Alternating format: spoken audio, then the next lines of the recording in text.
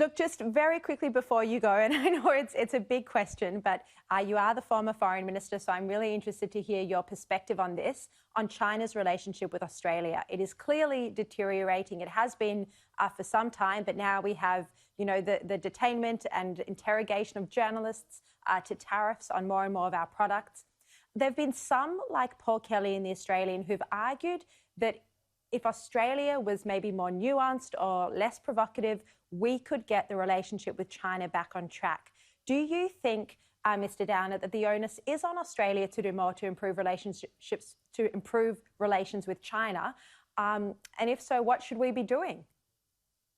Well, I often agree with Paul Kelly, but I don't really think that's right. I think China's relationships, not just with Australia, but with many countries, Western countries particularly, has deteriorated because the foreign policy of Xi Jinping is a very different foreign policy than the policy that was pursued from Deng Xiaoping, you know, back in the late 1970s, the early 1980s, through Jiang Zemin and Hu Jintao when we, the Howard government, were in office. This is nowadays a very aggressive diplomacy, a very assertive diplomacy.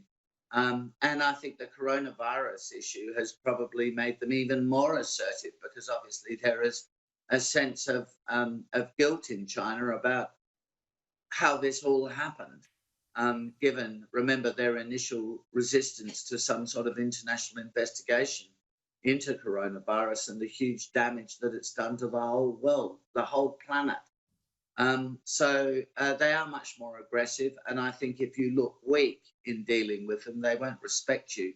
We don't have to be rude. We can be polite.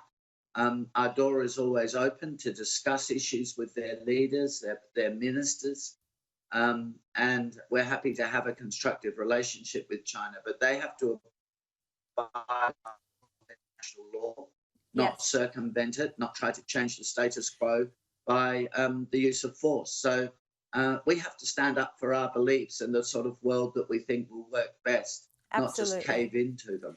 Mr. Downer, I so appreciate your insights and your time on a Sunday evening. Thank you very much. It's a pleasure, Sharri.